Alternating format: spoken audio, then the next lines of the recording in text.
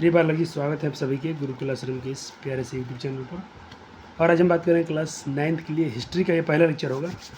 और हम एक ही वीडियो में पूरे चैप्टर को फिनिश करेंगे, इसके ऑब्जेक्टिव सब्जेक्टिव और पूरे इसके जितने टॉपिक हैं उसको कवर करते हुए जो आपका चैप्टर का अध्याय एक है भौगोलिक खोजें, ये चैप्टर कंप्लीट हो जाएगा। और आपका ये एग्ज़ाम इस महीने में होने वाला है, तो कम से कम आपको इस मंथ में 3 चैप्टर पढ़ने चाहिए। लेकिन आप हमारे द्वारा वीडियो थोड़ा लेट होगा क्योंकि हम सारी चीज़ें अकेले करना है, तो थोड़ा वीडियो लेट आएंगी। मैं आपसे एक सलाह दे रहा हूँ कि फिर आप क्या कीजिएगा, इस महीने में 25-26 तक आपके एग्ज़ाम होने वाले हैं, तो आप अमेरिकी स्वतंत्रता संग्राम और फ्रांस की क्रांति इसको ज़रूर पढ़ लेना है, क्योंकि फ्रेंच रिवोल्यूशन से बहुत सारे क्वेश्चन के पेपर में आएंगे इस बार। टोटल आपको 8 चैप्टर पढ़ने हैं, तो इस मंथ में आप 3 चैप्टर जरूर फिनिश कर लीजिए। 2 चैप्टर में तो पहले परीक्षा से ही पूछ लिया गया था, लेकिन इस बार आपको 1, 2, 3 दोनों से मिला के ही क्वेश्चन आएंगे इसके लिए। तो पहले चैप्टर से आपको एक भी क्वेश्चन नहीं छूटेगा आपके फाइनल एग्जाम में, या इसके बाद जितने भी एग्जाम में क्वेश्चन पूछा जाएगा तो इस वीडियो के बाद। तो भौगोलिक खोज क्या है, अगर इसकी हम बात करें तो पहले चैप्टर जो पढ़ रहे हम लोग इतिहास है। तो इतिहास हम पढ़ते क्यों है? तो इतिहास है अतीत की जो बीती हुई घटना है उसकी जानकारी देता है, इतिहास कहलाता है। इसके जो जनक है हेरोडोटस है। और अपना चैप्टर है क्लास 9th का भौगोलिक खोज। भौगोलिक अर्थ था कि जितने भूगोल हैं, जितने मतलब अपना पृथ्वी पर जितने जगह हैं उनको खोजना। इस चैप्टर में इसके बारे में हम पढ़ेंगे।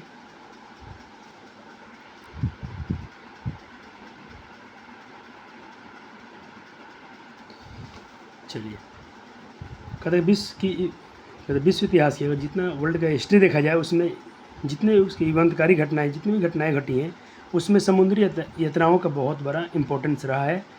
चाहे आप भौगोलिक खोज ले लें, चाहे कुछ भी ले लें, उसमें समुद्री यात्रा यानी जितने समुद्र से यात्रा की गई है उसकी बहुत बड़ा योगदान रहा है। लेकिन इस चैप्टर में पढ़ेंगे कि समुद्री यात्रा करने में बहुत सारी पहले कठिनाई आती थी। पहले उतने से जहाज़ नहीं हुआ करते थे, जो हम इस चैप्टर में थोड़ा आगे पढ़ेंगे। फिर कहते हैं कि उनकी खोज में शामिल थे, कहते इनके पृष्ठभूमि की जो है, जो भौगोलिक खोज कहते यह खोज जो था, यानी भौगोलिक खोज जो था, इसकी पृष्ठभूमि उस वैज्ञानिक पद्धति और आर्थिक विकास का विशेषकर व्यापारिक परिवर्तनों द्वारा रची गई है। यानी जितने व्यापारिक परिवर्तन का मतलब है कि पहले जितने लोग व्यापारी लोग थे, जितने अपने व्यवसाय के लिए अपना मार्केट ढूंढ रहे थे, जहाँ तहाँ जगह खोज रहे थे, नए नए जगह की तलाश में थे, उनका बहुत बड़ा इंपॉर्टेंस रहा है। जैसे कि हम बात करेंगे आप और वास्को डी गामा के बारे में, जिन्होंने भारत में खोज की, भारत के बारे में पता लगाया था। और उनको भारत का पता लगाने में अब्दुल मजीद जो थे भारतीय व्यापारी, उन्होंने हेल्प किया था। अब इन दोनों का मुलाकात साउथ अफ्रीका में हुआ था, तो थोड़ा हम आगे पढ़ने वाले इस टॉपिक में। और इसी तरह हम लोग बात करेंगे कोलंबस का, जिन्होंने अमेरिका खोज किया था 1492 में, और 1498 में खोज हुआ था अपना भारत का। तो ये व्यापारी लोग का बहुत बार इसमें योगदान रहा है। कहते जो मध्य युग की अंतिम चरण से आरंभ हो गई थी, यानी जो भौगोलिक खोज था ये कब से शुरू हो गया था? मध्य युग के अंतिम चरण से ही आरंभ हो गई थी। इसका कार्य यूरोप के देशों में अग्रणी, इसमें यूरोप के देश जितने देश हैं, यूरोप का एक महादेश है जिसमें बहुत सारे देश हैं, जैसे कि फ्रांस, इटली, जर्मनी, आपका ऑस्ट्रेलिया, हंगरी, जितने राज्य हैं, इसे जितने मैं जगह का नाम ले रहा हूँ, ये सारे यूरोप महादेश के अंदर आते हैं। और जो अपना भारत है ये अपना हम लोग एशिया महादेश में आते हैं। कहते कि यही कारण था कि आधुनिक युग थी। कहते उस समय आधुनिक युग में यूरोप का वर्चस्व बहुत रहा, समस्त विश्व में स्थापित हो गया। यानी जहाँ तक बात करें हम लोग भौगोलिक खोज में, उसमें यूरोप का स्थान सबसे अधिक है। यह बात है कि भौगोलिक खोजों का प्रारंभ करने वाला देश पहले स्पेन था, पुर्तगाल था। बाद में प्रतिस्पर्धा का हिंदी होता है, इंग्लिश होता है, कंपटीशन में ये लोग बाद में धीरे धीरे पिछड़ते चले गए और नए देश सामने बहुत जल्दी से उभरे, जैसे कि इंग्लैंड, हॉलैंड, फ्रांस। और इसके बाद जर्मनी को इस दिशा में बहुत बड़ी सफलता मिली। यानी भौगोलिक खोज में इन देशों को बहुत अधिक सक्सेसफुल सफलता मिली है। इसमें जो तो कुछ महत्वपूर्ण बात नहीं था, हम पृष्ठभूमि पढ़ रहे हैं। और जब इस टॉपिक को पढ़िएगा तो हम जानते हैं कि प्रारंभिक काल से ही मतलब व्यापार वाणिज्य का परंपरा का संपर्क का कारण था। यानी एक दूसरे के देश में संपर्क में थे तभी तो व्यापार हो रहा था। जैसे अगर हमारा टच किसी और देश में है तो फिर उसका सामान यहाँ आता है, फिर हमारा सामान उसके देश में आता है, तो कहीं ना कहीं संपर्क होना चाहिए।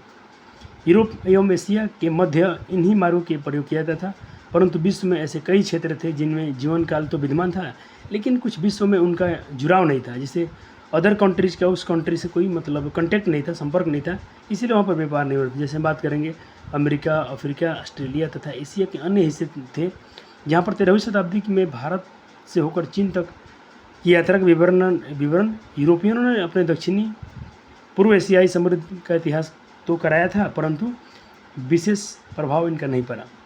एक बॉक्स में पढ़िएगा, इसमें एक बहुत अच्छा बात लिखा है। इसमें आपको पेपर में पूछा गया था क्वेश्चन कि मार्को पोलो जो था वो कहाँ के यात्री था। तो याद रखिएगा, इसको बहुत इंपॉर्टेंट है, परीक्षा में आपसे कई बार क्वेश्चन पूछे गए हैं। तो पुर्तगाली यात्री था मार्को पोलो क्या था, पुर्तगाली यात्री था, पुर्तगाल का रहने वाला था, जो विजयनगर के साम्राज्य की समृद्धि एवं चीन के शासक कुबलय खान के दरबार का वैभव अपना वो यात्रा वृत्तांत, इसको बोलते हैं बच्चे। कहीं आप घूमने जाते हो तो कुछ कुछ पॉइंट अपने नोटबुक में लिखते हो, इसको यात्रा वृत्तांत बोला जाता है। यानी आप कहीं सफ़र पर निकले हो, उसके बीच में जो भी कुछ आपने ऑब्जर्व किया, अपने नोटबुक में लिखा, उसे हम लोग यात्रा वृत्तांत बोलते हैं। तो मार्को पोलो ने इनका जिक्र किया था, विजयनगर के साम्राज्य की समृद्धि और चीन के शासक जो थे कुबलय खां, इनके बारे में उनका वैभव जो भी था, वैभव मतलब उसकी गरिमा था, उसको उन्होंने अपने जीवन वृत्तांत यात्रा में वर्णन किया हुआ है। फिर कहते हैं कि भाई भौगोलिक खोजें तथा उसके प्राप्त उपलब्धियों ने आधुनिक युग का मार्ग प्रशस्त किया। भौगोलिक खोज था और जो उसकी उपलब्धियाँ थी वो यूरोप में आधुनिक युग का मार्ग का रास्ता उन्होंने खोल दिया। तो पहले पढ़ लें कुछ मध्यकालीन में दिक्कत क्या थी। तो मध्यकालीन यूरोपीय इतिहास का यदि हम अध्ययन करेंगे तो पाएंगे कि सामंती प्रवृत्तियों काल था। कभी क्वेश्चन उसे पूछा जाता है यहाँ पर कि यूरोप का जो मध्यकाल था, इसे हम लोग क्या बोलते हैं। मैं क्वेश्चन नंबर देख लूँ, मुझे क्वेश्चन थोड़ा याद नहीं आ रहा है। हाँ, मध्यकाल को अंधकार युग क्यों कहते हैं, ये क्वेश्चन कई बार पेपर में डायरेक्ट पूछा गया है कि यूरोप में मध्यकाल को अंधकार युग क्यों कहते हैं। तो उनका ये पर्पस रहा था कि जो उनका मध्यकाल कहने का ये पर्पस था कि वहाँ पर सामंती युग था, प्रवृत्ति था, और उस काल में बच्चा जी ना तो व्यापार था ना ही वाणिज्य था, ये दोनों था तो बहुत गतिशील था ही नहीं, और धर्म का भी स्वरूप वहाँ कुछ खास नहीं था। पृथ्वी के बारे में उनका ज्ञान अच्छा नहीं था। वो लोग समझते थे कि पृथ्वी चिपटी हुई है और बाहर जाकर कहीं बहुत समुद्र में आगे चलकर कहीं ना कहीं ये विलीन हो गई है, यानी धरती कहीं ना कहीं जाकर समुद्र में मिल गई है। उनका डर था, ये भय था, जो इसीलिए उन्हें हम लोग अंधकार युग के नाम से, मध्यकाल को अंधकार युग के नाम से जाना जाता है। ये सारे टॉपिक आपको क्वेश्चन में मैं आपको नोट्स बना के लाया हूँ, बिल्कुल लिखा देंगे। आपका भी फर्ज बनता है कि चैप्टर के बारे हम लोग रीड कर लें, बहुत छोटा चैप्टर है और ये छोटा वीडियो में चैप्टर हम फिनिश करने का पूरा कोशिश करेंगे। कहते इस बीच यूरोप में कुछ ऐसी घटनाएं घट रही थी जिसके फलस्वरूप यूरोप के मध्ययुगीन मानसिकता से निकलने का उद्यत हुआ। 11वीं से 12वीं शताब्दी में जेरूसलम, जो क्या है अभी आधुनिक इजराइल में अवस्थित है, जेरूसलम कहाँ है अभी आधुनिक इजराइल में है, पर अधिकार के मुद्दे को लेकर धर्म युद्ध हो रहा था। जब यूरोपियों में सामंत मध्य एशियाई के नवीन शक्ति अरबों से पराजित हुए। किससे पराजित हो गए? जो मध्य एशिया की जो नवीन शक्ति था वो अरब से भी पराजित हो गया, अरब से हार गया। तो सामंती गौरव को बहुत मिथ्याभिन्न से ग्रसित यूरोप के दम रह गए। जितने वहाँ पर सामंती गौरव के लोग थे उनमें एक मिथ्या था, उनमें झूठ था कि हम बहुत मजबूत हैं, उनका उस दिन भ्रम टूटा। और परंतु कुछ इसके सकारात्मक परिणाम भी सामने आए। धर्म युद्ध के दौरान ही यूरोपियनों को यह महसूस होने लगा था कि दुनिया का हर पहलू को समझा जाए। इस घटनाओं को यूरोप में पुनर्जागरण की पृष्ठभूमि तैयार हुई। तभी वो लोग दूसरे देश को समझने के लिए मजबूर हुए और उसको सुने कि ये तभी से पुनर्जागरण का पृष्ठभूमि तैयार हो गया। कहते कि मध्य युग में अरबों के तत्पश्चात तुर्कों के विशाल अंतर्राष्ट्रीय साम्राज्यों का निर्माण किया। तुर्कों ने क्या किया? विशाल साम्राज्य का निर्माण किया, जो 15वीं शताब्दी के 5 दशक तक पूर्व यूरोप और एशिया के मध्य व्यापार कुस्तुनतुनिया के मार्ग से होता था। परंतु 1453 में कुस्तुनतुनिया पर तुर्की का आधिपत्य हुआ। क्वेश्चन इसको 2 बार पूछा गया है कि कुस्तुनतुनिया का पतन कब हो गया, तो 1453 में, या क्वेश्चन पूछा जाए कि कुस्तुनतुनिया पर किसका अधिकार हो गया, तो तुर्की का। कौन सा? तुर्की। टर्की दो देश था, तुर्की, उसका आधिपत्य हो गया, यानी अधिकार हो गया, कब्जा हो गया, यानी उसने कब्जा कर लिया। और ये मार्ग उसके लिए व्यापार करना निरापद, और उस रास्ते से व्यापार नहीं कर सकता है क्योंकि उस पर तुर्की कब्जा हो गया है 1453 में। क्योंकि तुर्कों ने इस मार्ग से व्यापार के बदले बोला कि भाई तुम बहुत बड़ा टैक्स दो, भारी कर मतलब टैक्स होता है। इतना टैक्स वसूल दिया, मान लो कि आप 10 रुपये का सामान लेके जा रहे हो और मैं बोलूँ कि आप 8 रुपये का टैक्स दे दो, तो आप कहाँ से दोगे? क्योंकि उतना टैक्स ही ज़्यादा हो जाए कि आप उसको बेच कर उतना मुनाफा ही नहीं कमा पाओगे। तो कहीं ना कहीं ये यूरोपीय व्यापारी के लिए बहुत मतलब बेकार होने लगा, उनके लिए बहुत घाटे का सौदा होने लगा। और इस मार्ग से व्यापार के बदले भारी कर का वसूल शुरू कर दिया गया, जिसका हल ढूंढना यूरोपियन के लिए बहुत आवश्यक था। अब यूरोपियन के लिए भाई दूसरा रास्ता खोजना बहुत ज़रूरी है, क्योंकि जो कुस्तुनतुनिया का जो मार्ग है उस पर तुर्की कब्जा हो चुका है। अब इन लोगों के लिए इतना टैक्स लग रहा है कि इनको दूसरा रास्ता ढूंढना बहुत जरूरी है। यही कारण है कि बच्चा जी नए नए देश की खोज हुआ, अपने देश की जानकारी मिला, बाहर अमेरिका खोज हुआ। बहुत छोटा चैप्टर है लेकिन बहुत इंटरेस्टिंग चैप्टर है। इस काल में नए नए आविष्कारों ने समुद्री यात्राओं एवं नौसेना का विकास को आसान कर दिया। यूरोपीय वासियों ने कंपास का ज्ञान और वो सीखा। ये भी क्वेश्चन पूछा गया है कि यूरोप वासियों ने कंपास का ज्ञान, दिशा, इसको हिंदी में बोलते हैं दिशा सूचक यंत्र या कंपास का ज्ञान किन से सीखा? तो अरबों से सीखा। तथा इटली, स्पेन एवं पुर्तगाल के समुद्री तटीय इलाकों में नौ निर्माण कला का परंपरागत प्रतीक ढांचा की भी विकसित हुई, जिस कारण मजबूत जहाज बनाए गए। दूरबीन का भी आविष्कार हो चुका था। और कहीं ना कहीं ये यात्रा करने में, समुद्री यात्रा में बहुत सहायता मिलेंगी। और इस संदर्भ में एस्ट्रोलोब यानी क्या बोलते हैं, एस्ट्रोलोब यानी अक्षांश का भी उपकरण मिल गया था। पुर्तगालियों ने एक नई किस्म के हल्के और तेज चलने वाला जहाज बनाया जिसे कायरावल बोलते हैं। क्वेश्चन परीक्षा में डायरेक्ट पूछा गया। मैं जितना बोला हूँ उतना पेपर में आपके सवाल आए हैं। तो बच्चा जी, कभी मैं आपको चैप्टर पढ़ा रहा हूँ तो ये मत हो जाओ कि सर क्या दे रहे हैं, बीच बीच में जो बोल रहा हूँ ये क्वेश्चन पूछा गया है तो पूछा गया है और पूछा जाएगा। तो हल्के और तेज चलने वाले जहाज का क्या नाम था? कायरावल। किसने भाई तैयार किया था? तो इसको पुर्तगालियों ने बनाया था। क्वेश्चन ऐसे पूछा जा सकता है, किसने बनाया था कायरावल? तो पुर्तगालियों ने। और हल्के और तेज चलने वाले जहाज का क्या नाम है? तो कायरावल नाम है। थोड़ा ध्यान रखिएगा, कायरावल। इन नए उपकरणों एवं साहस के बल पर यूरोपीय नाविकों ने अंटार्कटिक एवं भूमध्य सागर में अपने जहाज उतारे। और इसी क्रम में 1488 में पुर्तगाली व्यापारी बार्थोलोम्यू डियाज यानी डियाज बार्थोलोम्यू तो कहो, दोनों नाम सेम है, अफ्रीका के पश्चिमी तट से लेकर दक्षिणी अफ्रीका के दक्षिणतम बिंदु यानी उत्तमासा अंतरिक्ष तक पहुंच गया। तो ये भी क्वेश्चन पूछा गया, डियाज बार्थोलोम्यू ने उत्तमासा का खोज कब किया? तो 1488 में। यह कहाँ से कहाँ तक पहुँचे? तो उसमें आता अंतरिक्ष तक पहुँचे। कौन थे वो? Bartholomew Diaz Bartholomew.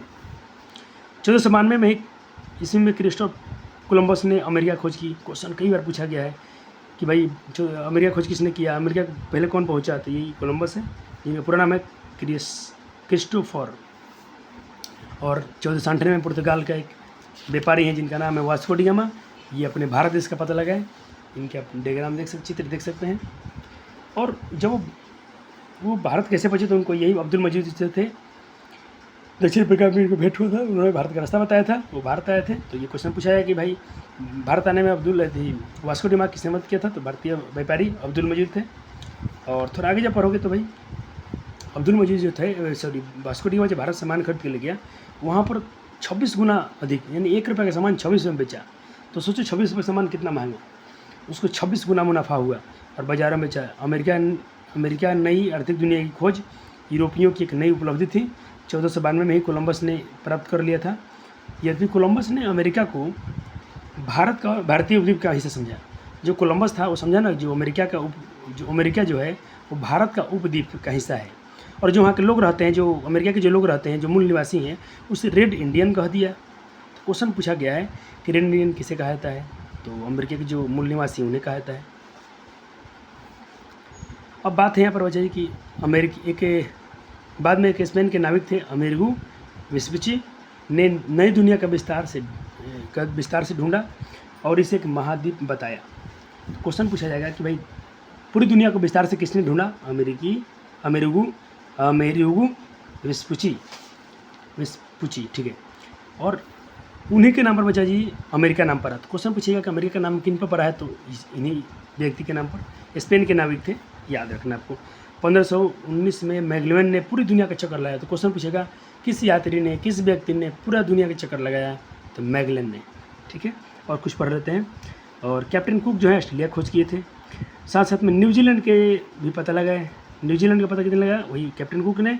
और सर जॉन और स्वास्टिन केबोट ने न्यूफाउंडलैंड का पता लगाया। न्यूफाउंडलैंड का पता किसने लगाया? तो सर जॉन और स्वास्टिन केबोट ने। भौगोलिक खोजों को प्रोत्साहन देने में विभिन्न यूरोपीय देशों के शासकों का भी बहुत बड़ा योगदान रहा है। एक पुर्तगाल के राजकुमार हैं Henry the Navigator, the Spain of की महारानी इसाबेला प्रमुख थी। इसी प्रकार 16वीं शताब्दी के पूर्वाध लगभग समस्त दुनिया की जानकारी यूरोप को हो चुका था। यहाँ पर क्वेश्चन लिखिएगा, नई दुनिया अमेरिकी महाद्वीप को यूरोपीय द्वारा दुनिया कहा गया था क्योंकि कोलंबस की यात्रा से पूर्व इसकी कोई जानकारी नहीं था, इसीलिए उसे अमेरिका को भारत का उपद्वीप समझ रहा था वो। और वहाँ के जितने लोग थे उसको रेड इंडियन कह दिया था क्योंकि बाकी लोग को इसकी जानकारी अभी नहीं था, भारत का भी खोज नहीं हो पाया था। ठीक है सर। यहाँ पर कुछ यात्रा और मानचित्र दिया गया है, देख सकते हैं आप। बच्चे अब टॉपिक आपके लगभग 90% ख़त्म हो गए। मैं थोड़ा सा पानी पीऊँगा, फिर इसके बाद ये आपका टॉपिक, इसके परिणाम पढ़ के आपके चैप्टर खत्म हो जाएंगे। फिर आपको नोट्स लिखवा दूंगा, बिल्कुल आपको बने रहना है। अब हम पढ़ेंगे भौगोलिक खोजों के परिणाम। खोज तो देख लिए, बहुत सारा आपने बात सीखा, भारत खोज, अमेरिका खोज, ऑस्ट्रेलिया खोज, न्यूजीलैंड खोज, सारे क्वेश्चन पूछे जाते हैं चैप्टर में।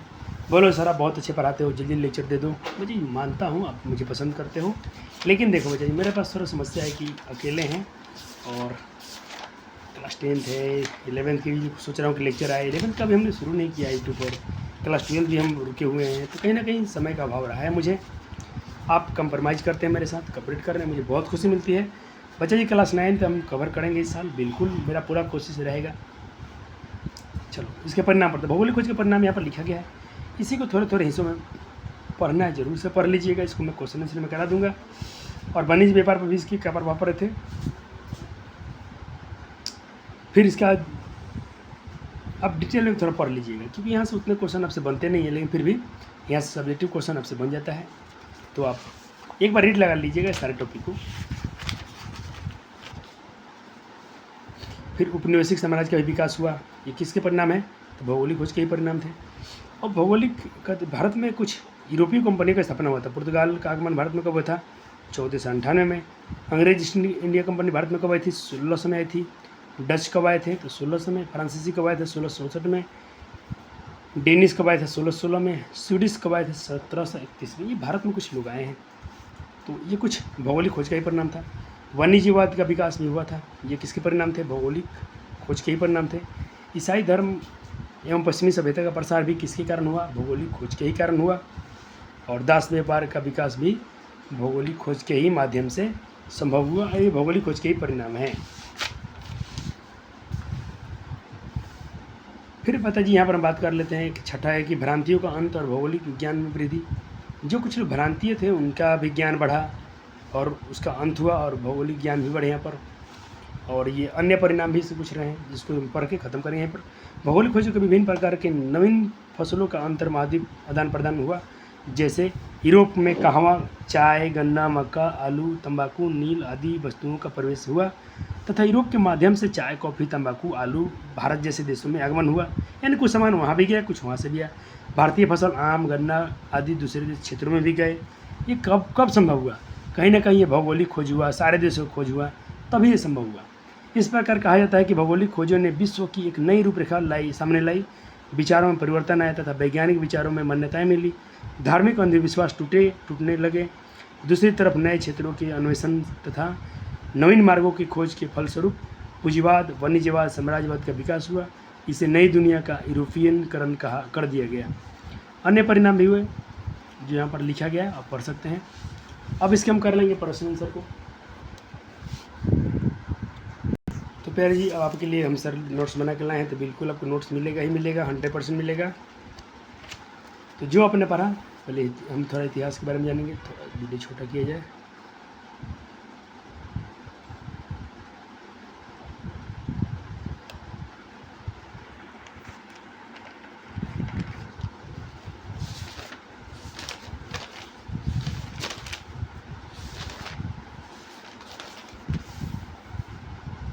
चलो शुरू करो बच्चे जी यहाँ से लिखने।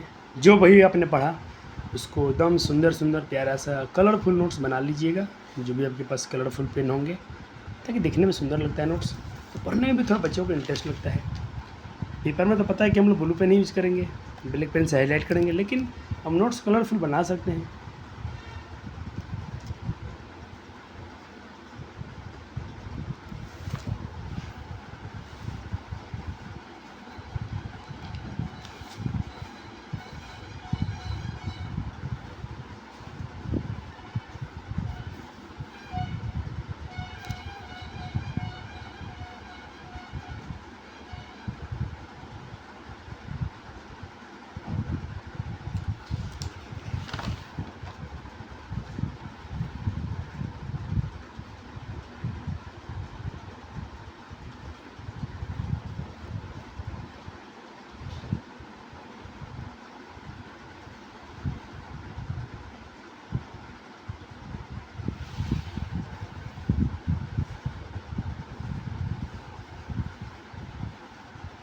कभी नोट्स पढ़ोगे ना बच्चे, पूरे कंटेंट अभी क्लियर हो जाएंगे और आपको फील भी नहीं आएगा कि आपने क्या गजब के नोट्स बनाए सर आपके लिए।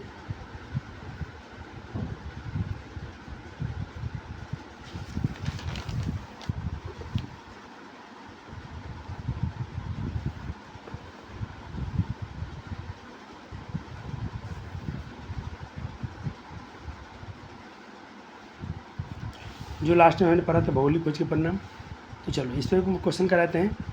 भौगोलिक खोज के परिणाम का वर्णन करें, इसने विश्व पर क्या प्रभाव डाला। इसलिए मैं थोड़ा वहाँ टॉपिक नहीं पढ़ा था कि आपको जो क्वेश्चन से कराने वाला हूँ, सारे यहाँ पर जो भी उसके परिणाम थे शॉर्ट में उसके छोटे छोटे शब्दों में मैंने लिखने की कोशिश किया है, क्योंकि क्वेश्चन जब भी आएगा 5 नंबर में आएगा तो कहीं ना कहीं आपको पूरा लिखने पड़ते हैं बच्चे जी, इतने तो आपको लिखने ही पड़ेंगे।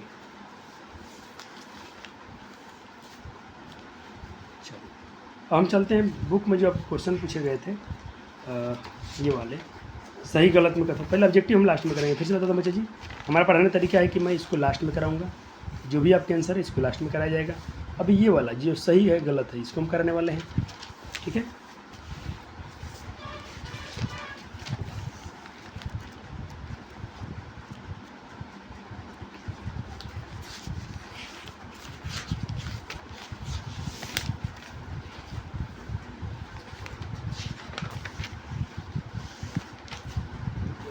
मैंने किया ही नहीं है।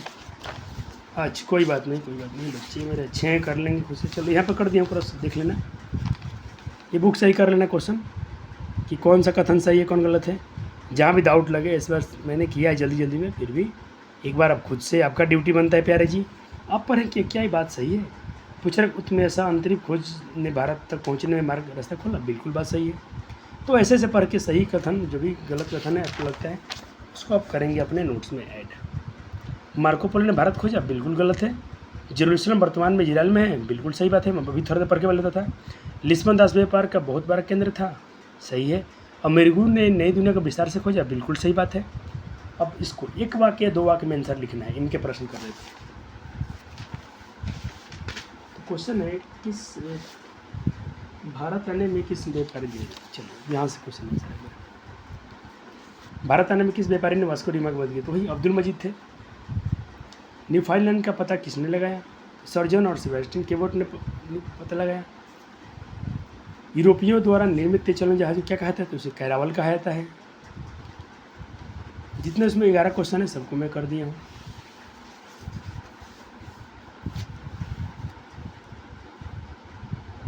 सात क्वेश्चन है ना, 7 क्वेश्चन है। चलो अब इसके लघु उत्तरीय प्रश्न है बच्चा जी, इसको कर लिया जाए।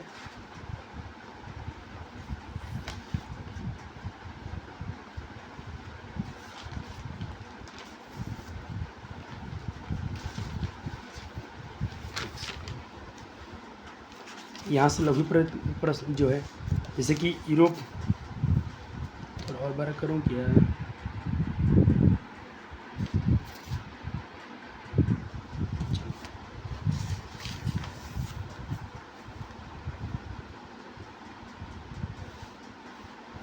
दूसरा प्रश्न है भौगोलिक खोज में वैज्ञानिक उपकरण का क्या योगदान रहा है। तो उनका भी महत्वपूर्ण योगदान रहा है। जब जो आविष्कार हो गए, कैरावल जहाज आ गया, तीसरा सूचक यंत्र मिल गया, दूरबीन मिल गया, ये कहीं ना कहीं बहुत राहत दिया उनको समुद्री यात्रा करने में, साहस जुट मिला उनको। ये क्वेश्चन कि भौगोलिक खोज ने व्यापार वाणिज्य पर क्या प्रभाव डाला, बहुत अच्छा प्रभाव डाला बच्चे जी।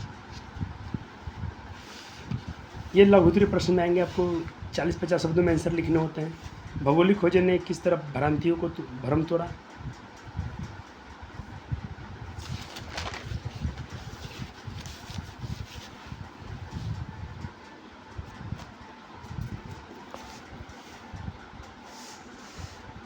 पांचवा क्वेश्चन है, ये सारे इंपॉर्टेंट, बहुत परीक्षा में आता है।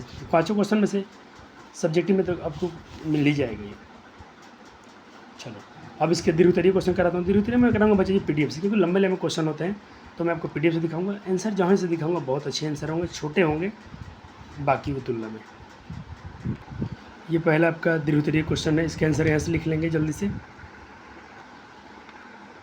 ये दूसरा आपका दीर्घ उत्तरीय क्वेश्चन है, इसका भी आंसर आप यहाँ से लिख लेंगे। इससे छोटा आप नहीं लिख सकते हैं बच्चा जी, इसमें 5 नंबर के लिए आते हैं, 200-250 कम से कम वर्ड लिखने पड़ते हैं पेपर में। एक 4 नंबर क्वेश्चन के यहाँ से लिख लेंगे, और 5 नंबर नहीं लिखना है, 5 नंबर का आंसर मैं पहले से करा दिया हूँ। इस तरह से आपको सब्जेक्टिव क्वेश्चन भी लॉन्ग टाइप वाला करा दिया हूँ। अब आते हैं जिसका बहुत देर से इंतजार था, ऑब्जेक्टिव का। तो बस रेडी रहिए, जितने क्वेश्चन आप करेंगे तो मैं समझूँ कि आपने बहुत अच्छे पढ़ा है और आपके क्वेश्चन के आंसर मेरे ख्याल से सारे सही निकलने चाहिए। चलो शुरू करो। वास्को डी गामा ने भारत का पता कब लगाया था? 1498 में। 92 में किसका लगा था? अमेरिका का। बहुत सुंदर। चलो, वास्को डी गामा कहाँ का यात्री था? तो पुर्तगाल का यात्री था। यूरोपवासियों ने दिशा सूचक ज्ञान कहाँ सीखा था? अरबों से सीखा था। उत्तमाशा अंतरिक्ष की खोज किसने की? तो आपको पता था, डियाज बर्थोलोमेव ने किया था। ये ऑप्शन हो जाएगा। चलो 5 नंबर जो क्वेश्चन है, अमेरिका खोज भाई कोलंबस ने किया था, तो 1492 में किया था। ये क्रिस्टोफर उनका कोलंबस नाम था। अमेरिका का पता किसने लगाया? तो कोलंबस ने लगाया था। कोलंबस मूल निवासी कहाँ के थे? ये क्वेश्चन बहुत अच्छा है, इसमें तेरे बच्चे भूल जाते हैं। आपकी बुक में थोड़ा उतना डिटेल में नहीं दिया है। जिनेवा के ये थे। डियाज बर्थोलोमेव ने किसकी खोज की थी? तो वही क्वेश्चन में थोड़ा सा मूव करके पूछा गया है। तो उन्होंने उत्तमाशा अंतरिक्ष की खोज की थी। आपके बुक से कई ज़्यादा गुना कंटेंट यहाँ पर ऑब्जेक्टिव मिल जाएगा आपको। वास्को डी गामा भारत कब पहुँचा था? तो भाई सबको जानते हैं, 1492 में तो अमेरिका और 1498 में भारत।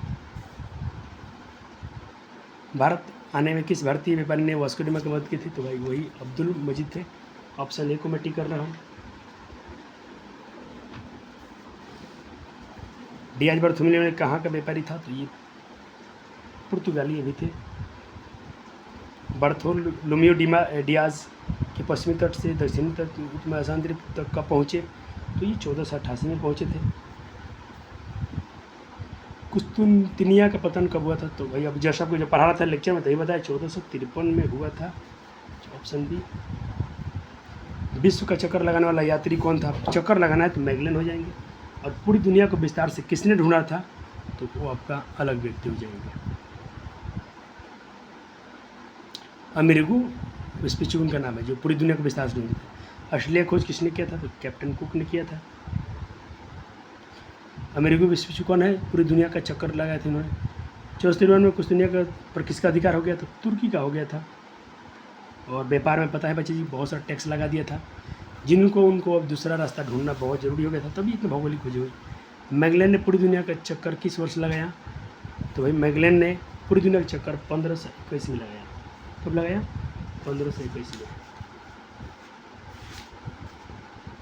आप जितने क्वेश्चन पढ़ते हैं अपने नोट्स में, तो बच्चे देखो, थोड़ा देखो, ये काम और करना। जैसे मैं आप जो भी पढ़ रहे हैं, देखो ये आपकी बुक में कहाँ दिया है, आप इसको जरूर चक्कर लगाएं, पूरा उसको जरूर इतनी करें। पूरी दुनिया का चक्कर, सॉरी गलत मैंने टिक लगा दिया, सॉरी वाला यहाँ पर गलत लग गया है। देखो ये रहा 1519 में मैगलन ने पूरी दुनिया का चक्कर लगाया। 1519 में सी ऑप्शन हो जाएगा। ये गलत हो जाएंगे, ये गलत का निशान है, ये गलत है। वास्को डी गामा भारत का पता कब लगाया? किससे लगाया था? तो 1498 में लगाए थे।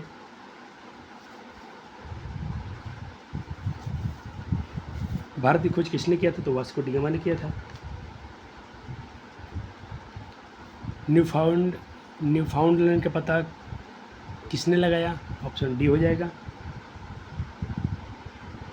2 व्यक्ति थे, सर्जन और सेबेस्टियन कैबोट। तो इसके आंसर ये भी सही है, ये भी है, इसीलिए ऑप्शन डी इसका राइट आंसर हो जाएगा। अब बाकी जो क्वेश्चन है इसको जल्दी जल्दी कर लीजिए।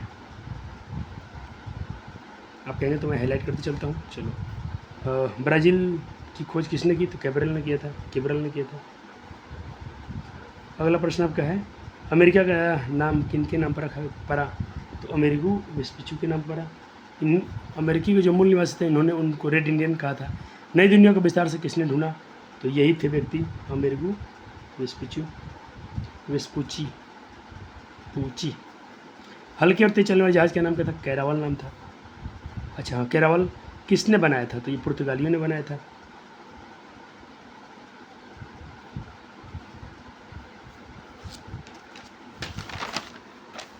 अंधकार युग की अवधि क्या थी? ये क्वेश्चन थोड़ा हटके है आपके लिए। ऑप्शन बी हो जाएगा। चलो, रेड इंडियन किन्हें कहा गया जाता था? तो ये अमेरिकी के मूल जो निवासी थे उन्हें कहा जाता था। मार्को पोलो कहाँ के यात्री था? ये भी पुर्तगाल के थे।